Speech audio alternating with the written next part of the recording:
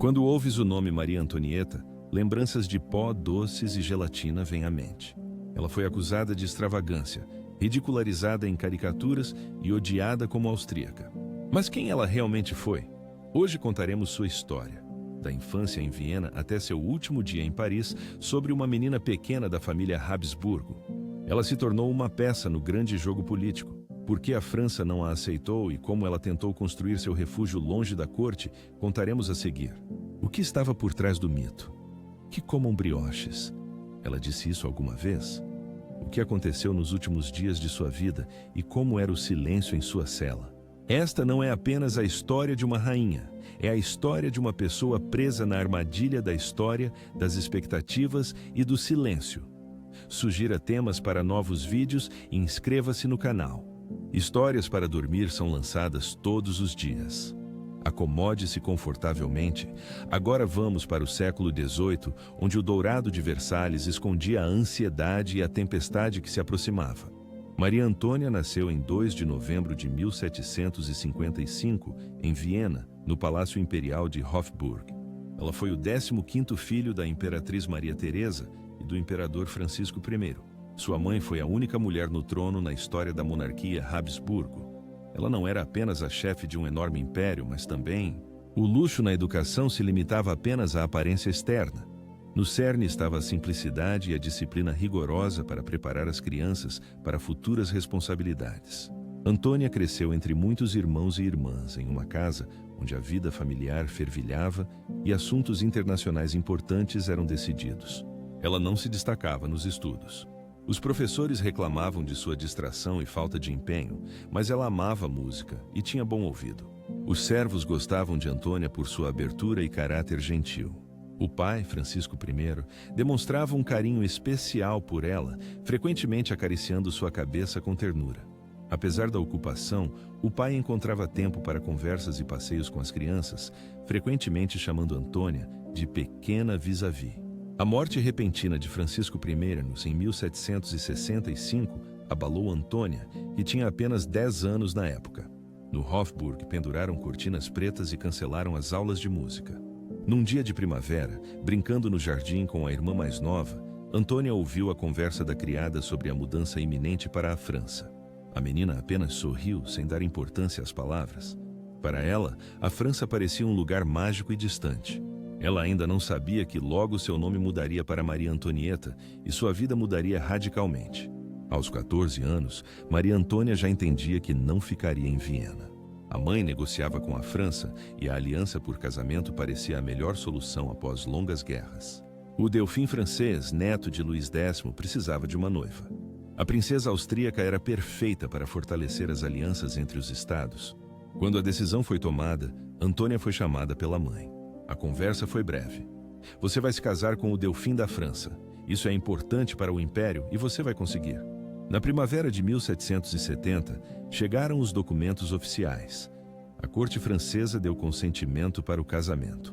A cerimônia por procuração aconteceu em Viena. Antônia formalmente casou-se com Luís XVI. Alguns dias depois, ela foi enviada para a fronteira onde foi construído um pavilhão, território neutro. No pavilhão, ocorreu o ritual de ruptura com o passado. Ela tirou as roupas austríacas, entregou os brinquedos, cartas e joias. Ela saiu com um vestido novo, costurado em Paris, e recebeu um novo nome, Maria Antonieta. Começou uma nova vida na França. Os primeiros dias na França foram como um desfile. Passagem pelas cidades, recepções, flores e multidões de pessoas entusiasmadas. Em Estrasburgo, crianças cantavam para ela, em Reims os sinos tocavam. Durante o dia houve um banquete e, à noite, fogos de artifício.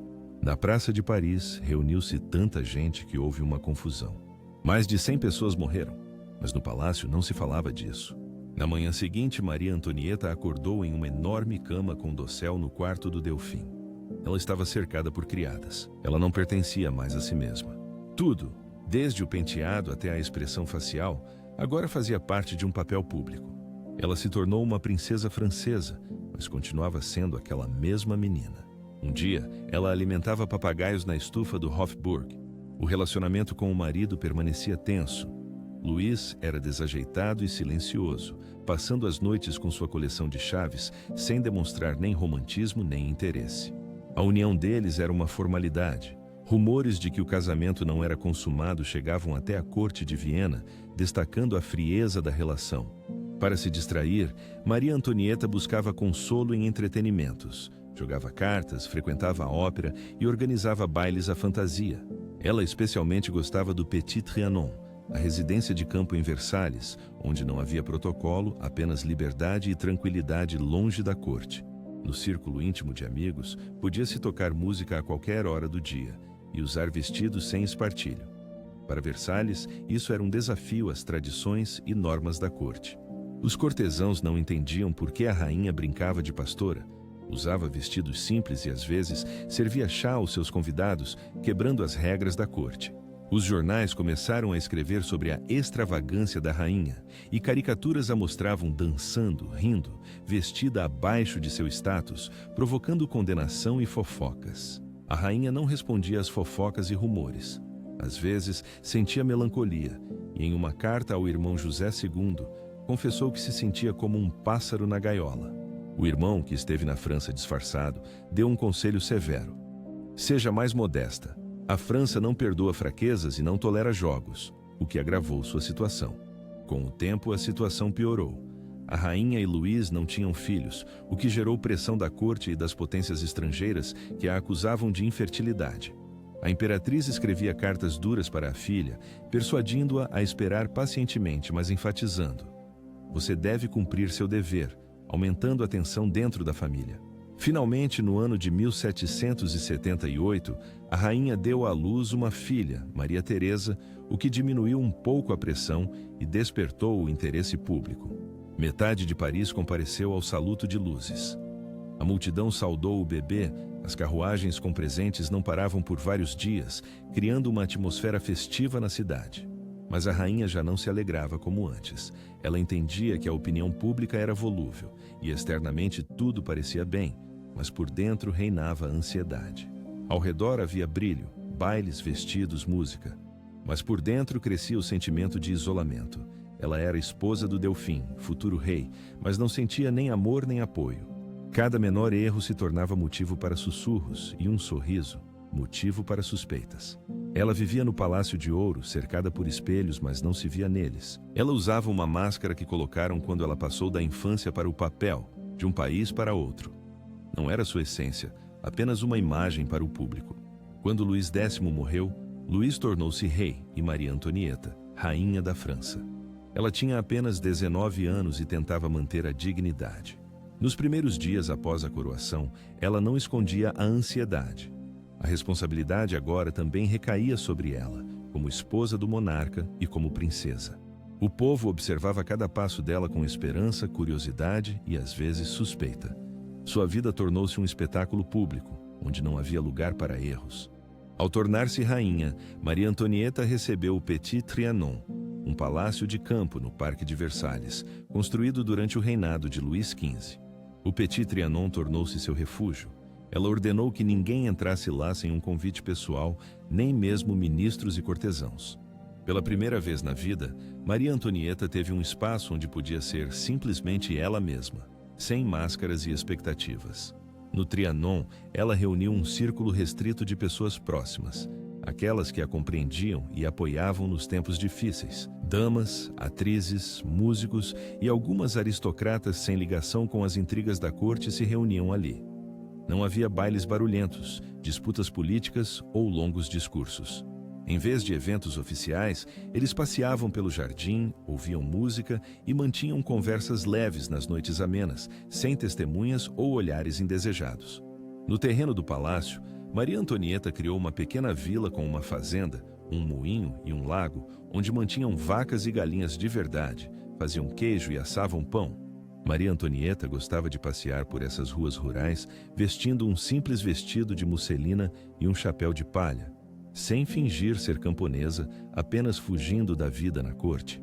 Era sua maneira de escapar da pressão e da atenção constante que sofria em Versalhes. Muitos na corte não entendiam esse comportamento e o consideravam ousado. Para a nobreza conservadora, a rainha que recusava recepções luxuosas e usava um vestido simples era um desafio às tradições e às regras do protocolo da corte. Para um povo sofrendo com a crise econômica, seu jogo de fazendeira parecia uma zombaria, e os jornais ridicularizavam sua vila e seu estilo de vida.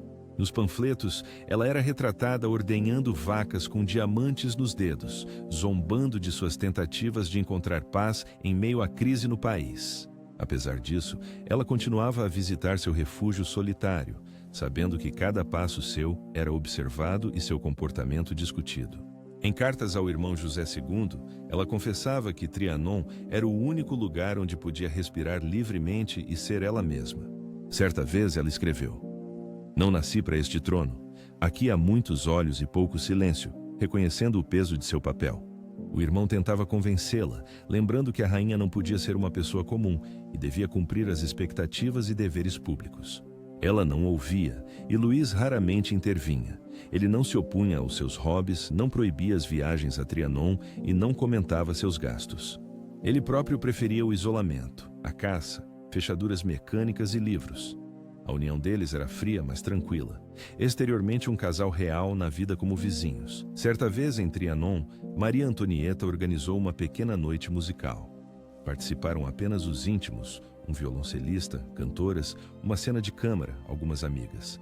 Ela apareceu com um vestido claro, sem coroa, fita ou peruca, com os cabelos soltos. Alguém disse: "Você não é rainha, é apenas Maria." Ela sorriu e respondeu: "É exatamente por isso que eu venho aqui." Mas mesmo lá, a pressão permanecia. Rumores sobre intrigas amorosas penetravam pelas paredes do Trianon. Os jornais insinuavam, as fofocas exageravam, os políticos coletavam material comprometedor. Tudo o que ela fazia era interpretado como símbolo de frivolidade e desperdício. Ela era criticada pelos gastos, mas os historiadores depois calculariam. A manutenção do pequeno Trianon era incomparavelmente mais barata que outras residências. O problema não estava nos números, mas no símbolo. As pessoas passavam fome e ela permanecia em silêncio, não condenava nem falava. O silêncio. Os discursos reais soavam mais alto que as palavras. Lá, essa frase é atribuída a uma grande princesa, cujo nome não foi mencionado. Naquela época, Maria Antonieta tinha apenas 10 anos e vivia em Viena.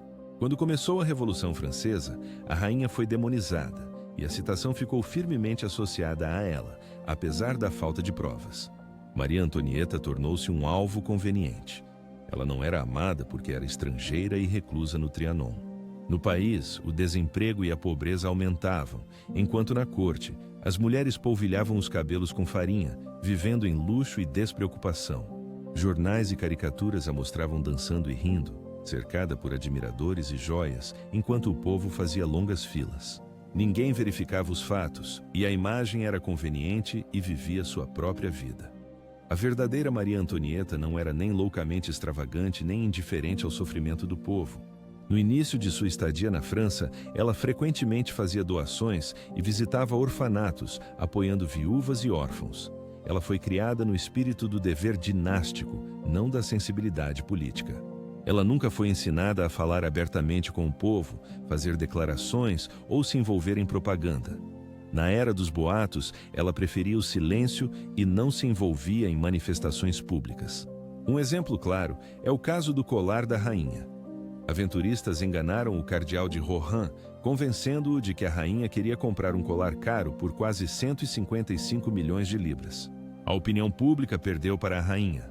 Ela não fez uma declaração pública, não deu entrevistas e não tentou se defender diante do povo. Ela esperava que a verdade triunfasse por si só. Mas os tempos mudaram. Não bastava ser inocente, era preciso saber gerir a imagem, algo que ela não aprendeu. As pessoas viam não a realidade, mas uma caricatura.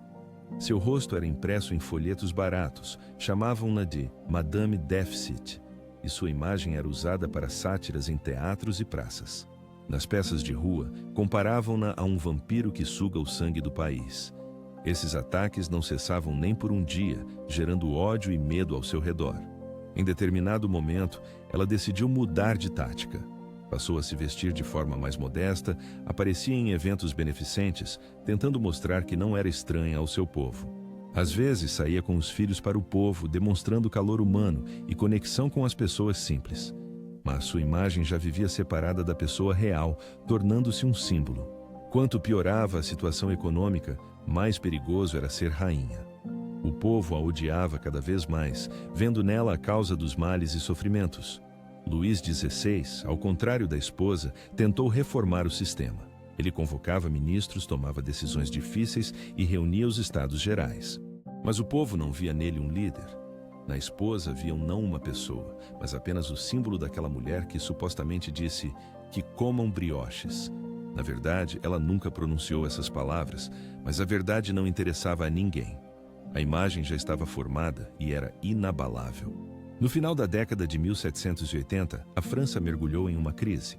As colheitas foram ruins, os preços do pão aumentaram, o desemprego cresceu. O tesouro estava vazio, as dívidas externas eram enormes. Qualquer aumento de impostos provocava indignação e protestos por todo o país. As ruas de Paris estavam cada vez mais agitadas. Folhetos anônimos com acusações contra o governo eram espalhados por toda parte. Perguntas como: para onde vai o dinheiro? Quem é o culpado e por que ninguém responde pelos sofrimentos do povo? Eram cada vez mais frequentes. Maria Antonieta sentia a mudança no clima do país, mas até o fim esperava que a tempestade passasse ao largo. Ela acreditava que o poder resistiria, que as mudanças não afetariam a família real e que tudo se resolveria com o tempo. O povo estava cansado e voltou à submissão, sem perceber que a França já havia mudado. Os jornais escreviam abertamente sobre a fraqueza do rei e a insensibilidade da rainha. Um panfleto acusava a rainha de gastar em penteados o equivalente ao pão para 1000 famílias. Outros panfletos afirmavam que a rainha atrapalhava as reformas. As acusações não tinham comprovação, mas se espalhavam rapidamente e aumentavam o descontentamento público. Maria Antonieta quase não aparecia em público. A ausência era explicada de várias formas: medo ou desprezo pelo povo, o que só aumentava os boatos.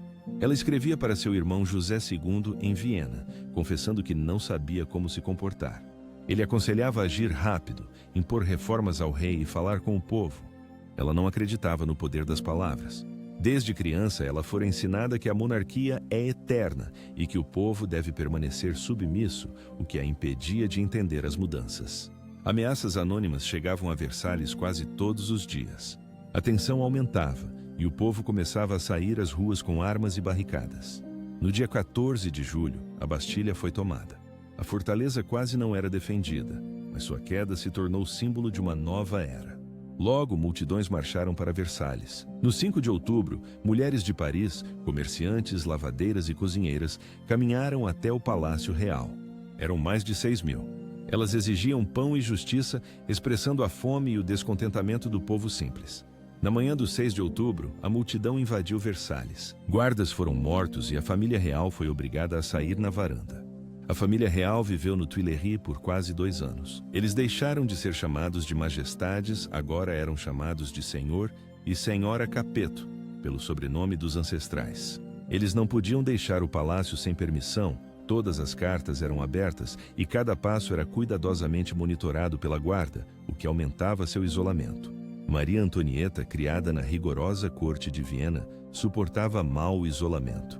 Seus filhos, Maria Teresa e Luís Carlos, quase não saíam às ruas. Seu marido, o rei, silenciosamente estudava tratados geográficos e o mapa da França, imerso em pensamentos sobre o destino de sua família e país. Maria Antonieta escrevia cartas secretas para seu irmão em Viena, implorando para que ele interviesse e salvasse a coroa, esperando ajuda externa. Em março, ela começou a discutir com o rei um plano de fuga. À noite, planejavam sair de Paris em uma carruagem disfarçados de aristocratas. O objetivo deles era chegar à cidade fronteiriça de Montmédy, onde aliados já os esperavam, prontos para ajudá-los a fugir e restaurar o poder. Mas a máscara era fraca. Na noite de 20 para 21 de junho, eles partiram de Paris, iniciando uma viagem perigosa. O caminho foi lento. A carruagem era pesada, a estrada difícil, a troca dos cavalos levava muito tempo. Em vez de 14 horas, a viagem durou 22. Ludovico insistia nas paradas, queria comer e conversar com os camponeses. Ele não sabia passar despercebido e atraía atenção. Na cidade de Saint-Méen, a apenas 30 quilômetros do destino, eles foram reconhecidos pelo carteiro. Ele comparou o rei com a imagem na moeda. O carteiro soou o alarme. Os guardas locais receberam a ordem de deter os passageiros da carruagem e prendê-los. O rei tentou explicar sua identidade, mas com isso a confirmou. Na manhã de 22 de junho, toda a família foi presa. Eles foram mantidos na prefeitura entre soldados e funcionários, aguardando uma ordem oficial de Paris sobre as próximas ações. A multidão se reuniu na praça. Alguns ficaram em silêncio, outros cuspiram no chão, e alguns viram pela primeira vez um rei vivo fora do trono. O rei foi levado na varanda como uma pessoa comum cansada e vestida de roupas empoeiradas. O caminho de volta durou 4 dias. Ao longo da estrada, multidões olhavam em silêncio e acompanhavam com os olhos. Às vezes alguém gritava, "Traidor!", mas na maior parte havia silêncio. A carruagem foi escoltada pela Guarda Nacional. Não era o retorno dos monarcas, mas a escolta dos prisioneiros. Em Paris, a notícia da fuga causou choque. Até os céticos entenderam, o rei tentou fugir não do perigo, mas do povo. Os deputados da Assembleia Nacional se sentiram enganados. A multidão era leal. O jornalista Camille Desmoulins escreveu: "O rei não era um prisioneiro, mas um ator. Ele atuava enquanto planejava a fuga." Os rumores se multiplicavam a cada dia. Dizia-se que Maria Antonieta enviou cartas secretas para a Áustria, que ela queria uma guerra civil e estava disposta a entregar a França pelo trono. Nenhuma das acusações foi provada. Após Varennes, a reputação da família real foi destruída. No dia seguinte, Maria Antonieta permaneceu em silêncio e nem falou com o marido, imersa em desespero. Ludovico lia a Bíblia e ficou em silêncio. Maria Antonieta escrevia cartas para o exterior ao seu irmão Leopoldo II, em Viena, e depois para seu sucessor Francisco II. Ela implorava por intervenção, insistia que a revolução ameaçava toda a Europa. As cartas eram de uma mãe, esposa e rainha que não queria abdicar do trono. Ela acreditava que a ajuda viria, que um exército estava sendo preparado no exterior e que a França entenderia o erro. Mas o tempo trabalhava contra ela. Cada dia de sua ausência no espaço público era interpretado como desprezo pelo povo. Cada boato era tomado como verdade. Os jornais escreviam que ela conspirava com a Áustria, que era uma espiã, e mantinha correspondência secreta com os inimigos. Alguém afirmava que ela tinha mapas austríacos debaixo do travesseiro. A família real se refugiou no salão da Assembleia Legislativa, mas todos sabiam. O poder do rei havia acabado e a monarquia foi suspensa naquele mesmo dia. Luís já não era chamado de rei. Seu título mudou para cidadão capeto, o que significava o fim da monarquia e o início de uma nova era. Alguns dias depois, a família real foi transferida para a prisão, a antiga fortaleza do Temple, com grades antigas, guarda e portas trancadas. Maria Antonieta ficou em uma cela com uma cama de ferro e paredes vazias. Em vez de servos, guardas. Em vez de cartas, silêncio mortal. As crianças estavam com eles, mas só podiam vê-las com permissão dos guardas. Às vezes traziam papel e tinta para Maria Antonieta escrever cartas. Essas cartas hoje estão guardadas nos arquivos. A caligrafia tremia, mas a linguagem era educada e clara, como se ela mantivesse a dignidade na prisão. Luís foi julgado primeiro. O processo foi público e ele enfrentou 33 acusações, incluindo tentativa de fuga e subversão da Constituição. Ele respondia calmamente, de forma breve, frequentemente em silêncio. Em janeiro de 1793, foi condenado à pena de morte. Maria Antonieta viu o marido pela última vez no dia antes da execução. Ele abraçou as crianças e segurou a mão do filho por muito tempo. Ela não ouviu nada dele, mas o olhar estava cheio de amargura e despedida. Foi o último momento de suas vidas juntos. No dia seguinte, ele foi retirado da cela exatamente às 10 horas da manhã. Ao meio-dia, houve um encontro com Geliatina. Depois disso, ela não deixou mais seu quarto. A saúde de Geliatina piorou drasticamente. A alimentação tornou-se escassa, o sono intermitente e inquieto. Em abril, seu filho foi levado, alegando que seria criado segundo as leis da nova república. Ela pediu permissão para pelo menos se despedir do filho, mas foi negada. Só restava a filha, Maria Teresa. Elas moravam próximas, mas sob vigilância diferente. Às vezes conseguiam trocar bilhetes curtos, quase sem palavras. "Estou aqui" ou "Estou viva". Ela era constantemente vigiada, até mesmo quando ia ao banheiro. O tribunal iniciou sua sessão em 14 de outubro. As acusações contra ela eram graves e severas: traição, conluio com inimigos, participação em conspirações e abuso de dinheiro. Um ponto parecia especialmente absurdo: sedução do próprio filho. O promotor Fouquetinville falava alto e com firmeza. Um clima de tensão tomou conta da sala. A mulher se levantou, empalideceu e disse: Eu fiquei em silêncio, mas essa acusação uma mãe deve responder. Ela se dirigiu aos presentes. A natureza rejeita isso. Eu apelo àqueles que foram pais. Após suas palavras, um silêncio tomou a sala, até os inimigos desviaram o olhar.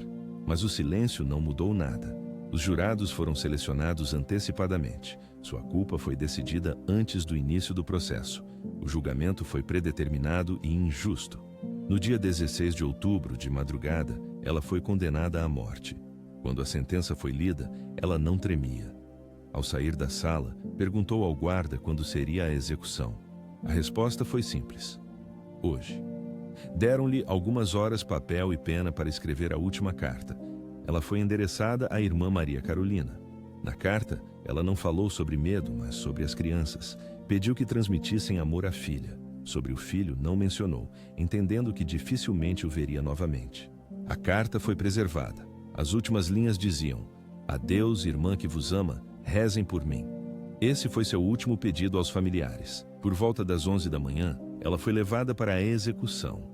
Ao contrário de Luiz, que viajava em uma carruagem fechada, ela viajava em uma carroça aberta. Ela usava um vestido branco simples. O cabelo estava cortado, as mãos livres e abertas. Ela caminhava para seu destino com dignidade e calma. A multidão seguia pelas ruas. As pessoas gritavam, riam e cuspiam. Alguém ficou em silêncio, mas ninguém saiu para defendê-la. As mãos estavam amarradas nas costas. Um dos guardas pisou acidentalmente em seu pé. Ela estremeceu de repente e depois disse baixinho: desculpe, não foi intencional.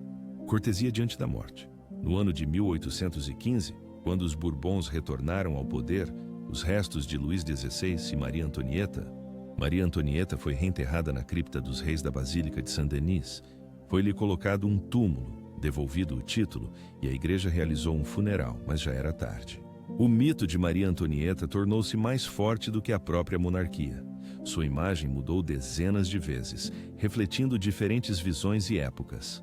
Para os revolucionários, ela era uma estrangeira, uma austríaca gastadora, arrogante e inútil. A imagem estava cheia de antipatia e acusações. Para os realistas, ela era uma mártir, uma mulher que morreu por lealdade ao marido e ao trono, símbolo de sacrifício e fidelidade. No século XIX, começaram a retratá-la como delicada e sofrida, quase uma santa. No século XX, ela se tornou um ícone de moda e estilo. A frase "que comam brioches", que ela nunca pronunciou, permaneceu nos livros didáticos e é citada em várias línguas. A origem dessa frase é falsa, mas continuam a atribuí-la a Maria Antonieta, criando uma imagem incorreta. Artistas pintaram seus retratos, ora radiante, ora cansada, ora perdida, refletindo diferentes lados de sua personalidade. No cinema, ela é mostrada com pó, rendas, entre bolos e bailes, embora na vida real, os bailes fossem muito menos frequentes do que o silêncio. Nas cartas, memórias de contemporâneos e arquivos, preservou-se outra imagem, uma mulher a quem tiraram a pátria e a liberdade. Ela vivia no palco e não podia sair dos bastidores, não a prepararam para a queda, mas ela sempre mantinha a postura. Na história fica a questão: quem foi realmente Maria Antonieta? Vítima, culpada, símbolo da época ou refém? Talvez a resposta não seja necessária, porque o principal é como sua memória continua viva e nos influencia. Como a memória sabe transformar o vivo em lenda. Ela não fala mais, mas sua história ressoa em livros e telas, no silêncio das salas de museu. E talvez nesta noite, quando a cidade silencia e a voz do narrador fica mais baixa, você possa imaginar uma menininha em Viena. Ela alimenta um papagaio na estufa. Ela ainda não sabe que será chamada de outra forma, e ninguém a odeia ainda. Ela simplesmente vive e respira livremente, aproveitando o momento